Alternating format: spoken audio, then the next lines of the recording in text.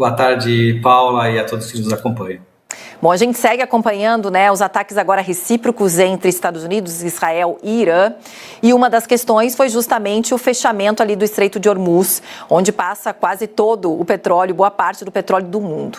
O que a gente pode esperar de consequências diretas por conta desse fechamento e o quanto tempo ele durar, o quanto isso acaba afetando ainda mais os países?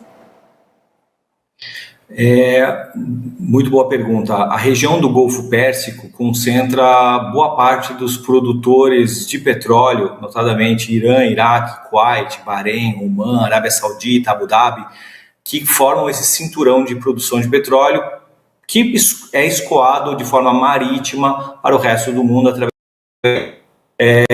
essa faixa do Estreito de Hormuz é, de certa forma, controlada militarmente de forma predominante pelo Irã na faixa norte do Estreito.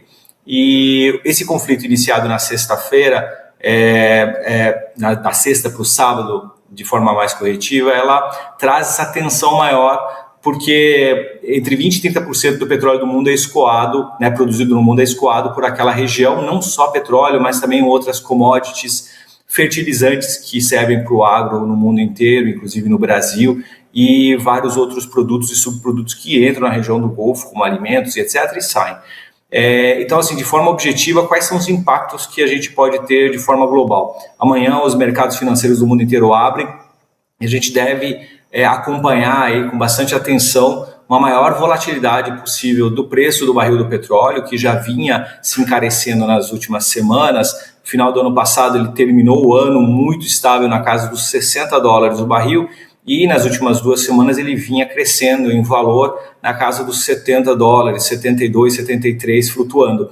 É possível que a gente tenha um crescimento desse valor amanhã, não se sabe por quanto tempo esse valor vai ser majorado pela própria tensão de mercado, porque haverá um choque de oferta, por mais que a OPEP tenha anunciado um aumento do volume no dia de hoje de produção de petróleo para atenuar um pouco a tensão sobre o preço do petróleo, pode ser que isso ainda faça algum tipo de preço no barril, e isso subsequentemente afeta diretamente combustíveis, e não só os combustíveis, mas toda a cadeia de valor derivada do petróleo, que também envolve polímeros. Mas especialmente nos combustíveis, o efeito prático, Paula, dos combustíveis tendo uma majoração do preço em função do maior preço do petróleo, do barril do petróleo, faz com que haja uma pressão inflacionária em todos os países que dependem dessa commodity, ou seja, nós também, inclusos o Brasil, por mais que nós produzamos petróleo através da Petrobras, o preço da commodity é equilibrado mundialmente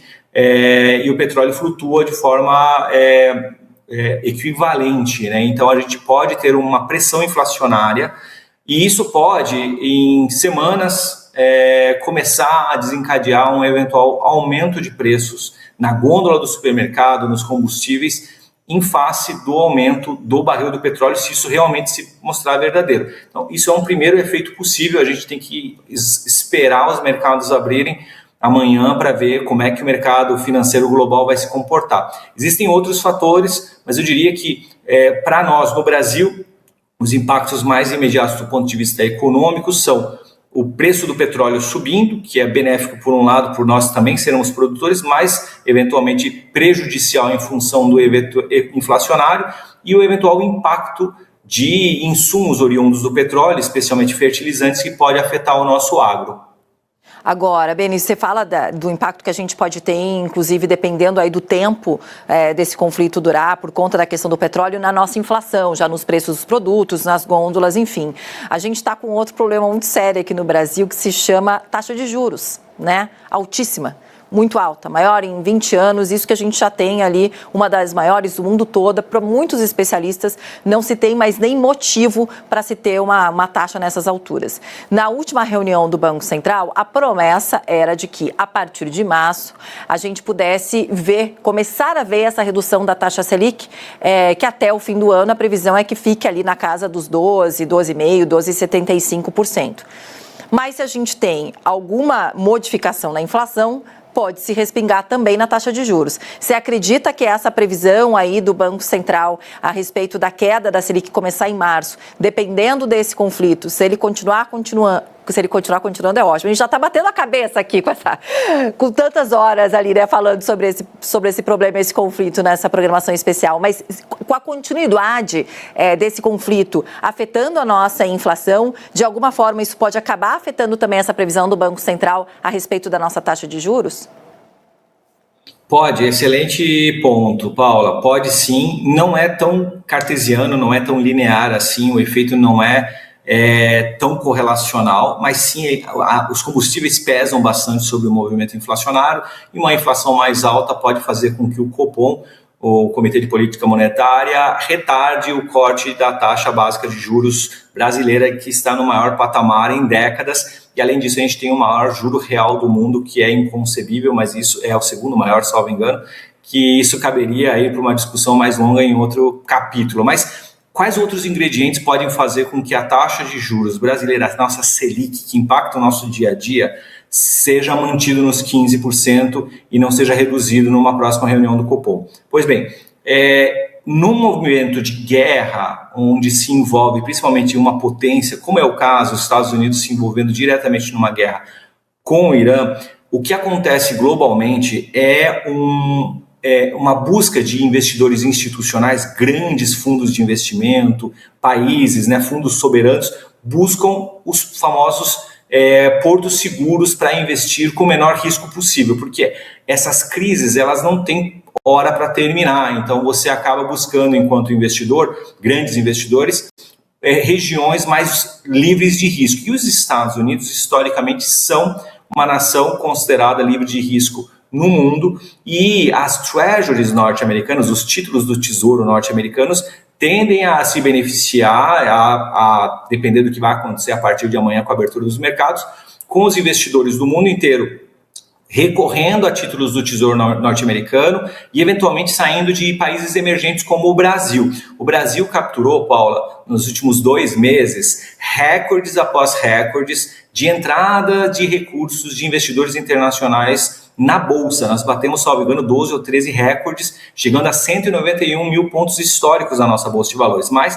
esse cenário pode se inverter se os investidores, apesar do prêmio de risco do Brasil e esse capital especulativo ser muito volátil e estar no Brasil, ele pode querer ir para um lugar mais seguro, que rentabilize menos, mas mais seguro em momentos de tensão, e a gente perca esse capital especulativo que está no Brasil.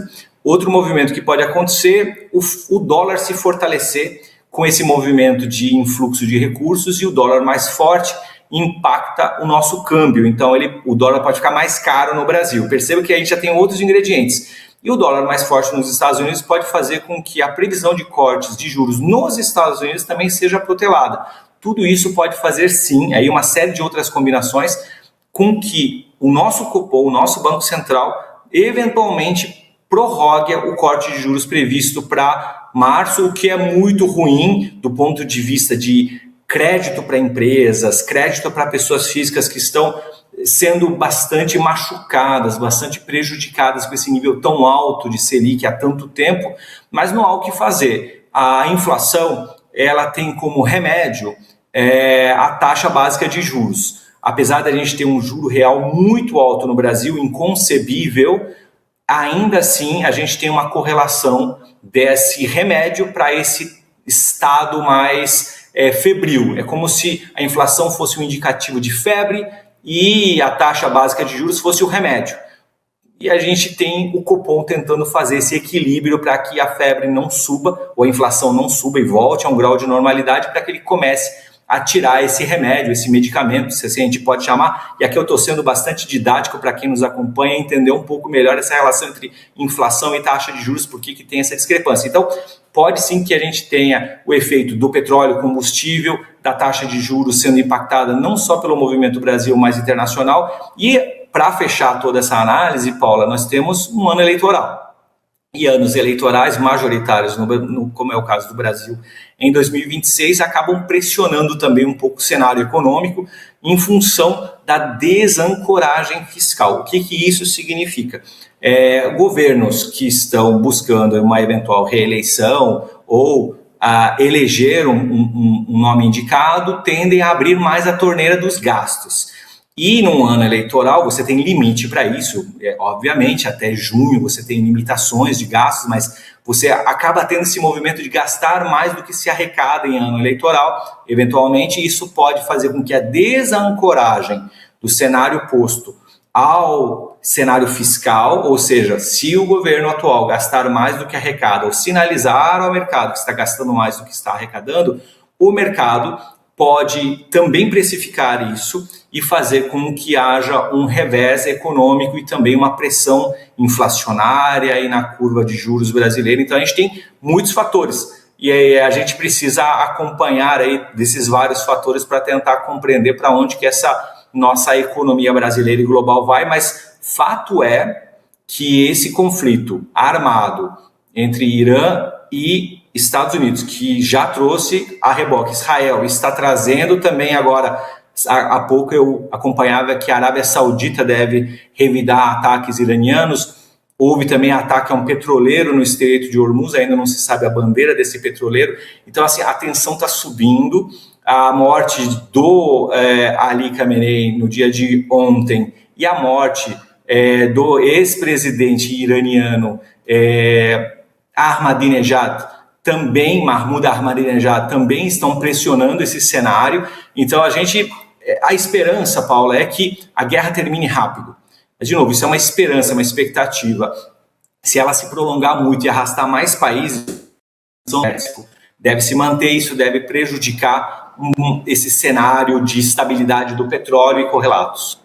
Agora, Beni, além dessa questão, né, que a guerra vai além desses 3 países, mas acaba se alastrando pelo mundo economicamente, tem a questão também de Dubai, né? Tiveram alguns ataques em Dubai, a gente fala de um dos aeroportos mais movimentados do mundo, a gente de novo está falando de turismo, a gente de novo está falando de economia. Nesse outro sentido também, atingindo outros países, a escalada desse conflito, dessa guerra, se alastrando para outros locais, que consequências econômicas mundiais a gente pode ter com isso também? Mais um excelente ponto, Paula.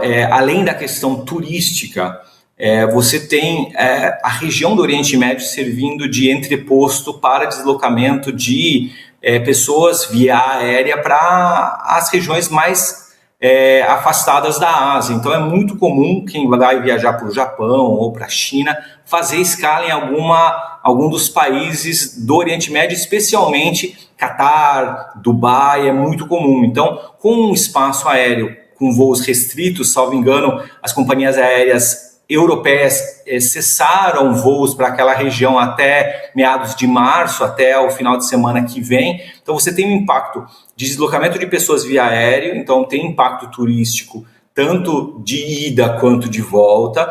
Você também tem um impacto de cargas aéreas. Então a gente precisa lembrar que o mundo globalizado faz com que haja a recepção de mercadorias nos 4 cantos do mundo cada vez mais rápido em função da cadeia logística que se estabeleceu ao longo das décadas. Então a gente compra hoje numa plataforma digital e a gente espera receber isso rápido. Isso também eventualmente pode se prejudicar. Então frete de mercadorias pode se prejudicar via aérea. Os fretes marítimos também devem se prejudicar, lembrando que nós somos um país exportador, então a gente também deve ser impactado, porque o fluxo marítimo deve ser impactado, mas do ponto de vista objetivo da tua pergunta, turismo, sim, há um impacto. O turismo de negócios, feiras, eventos, também deve ser impactado. Isso tudo acaba protelando a cadeia toda da estrutura turística, que é muito importante para as economias, especialmente quando a gente observa aquela região do Oriente Médio e Ásia. Do ponto de vista náutico, né, de marítimo, é importante a gente lembrar que depois de Singapura, o porto de Jebel Ali, em Dubai, é considerado o segundo maior entreposto marítimo do mundo. Então veja a importância dessa região portuária para negócios internacionais. Cadeias de valor industriais, produtivas, podem ter ruptura caso não haja normalização. E isso sem ainda tocar na questão de preço de frete, custo de frete, seguros que podem ser também majorados, porque se você tem um risco de uma aeronave ou de uma embarcação eventualmente ser danificado por estilhaços que sejam, ou mesmo abatido por mísseis e etc., você tem um prêmio de risco maior, você tem riscos maiores eminentes, então os fretes devem se encarecer eventualmente se essa guerra, esse conflito perdurar, o custo dos seguros, e isso tudo é transferido para o consumidor final no fim das contas, porque se alguém paga esse custo, ele é transferido sempre para o produto ou serviço que é industrializado, produzido. Então a gente também tem esse efeito colateral que não tem a ver com turismo, mas que tem a ver com deslocamento logístico aéreo de produtos, mercadorias e insumos, e também marítimo. Então a gente tem esses vários fatores. Nós no Brasil dependemos muito da exportação do frango, por exemplo, para o Oriente Médio, que é uma proteína que é amplamente consumida na Ásia, especialmente no Oriente Médio, em função do abate halal, que é uma das exigências do mundo islâmico. Então, a indústria de aves, de proteína de ave brasileira, ela exporta um volume imenso de frango, proteína de frango para o Oriente Médio. Então, se você tem o fechamento do Estreito de Hormuz ou alguma obstrução, um dificultamento, isso também pode afetar cadeias produtivas, falando só da proteína de frango e não dos demais elementos. Então, é bastante complexo, o mundo está super conectado, Paula. Tem o fator turismo, tem o fator industrial, tem o fator logístico, seguros, fretes, tudo isso pode se somar a custo de combustíveis e aumentar a tensão no pós-Covid, que trouxe inflação aos países, inclusive os que não tinham inflação, e custo de capital mais caro, impactando a todos. Beni, muito obrigada por ter conversado com a gente, até para a gente sair um pouquinho da bolha e ver que, na verdade, essa guerra vai muito além, né? Não sei se já dá para chamar de guerra, mas esse conflito, pelo menos inicial, vai muito além e acaba impactando o mundo todo, sim. Obrigada, viu, Beni? Até a próxima. Obrigado, Paula. Obrigado a todos que nos acompanharam.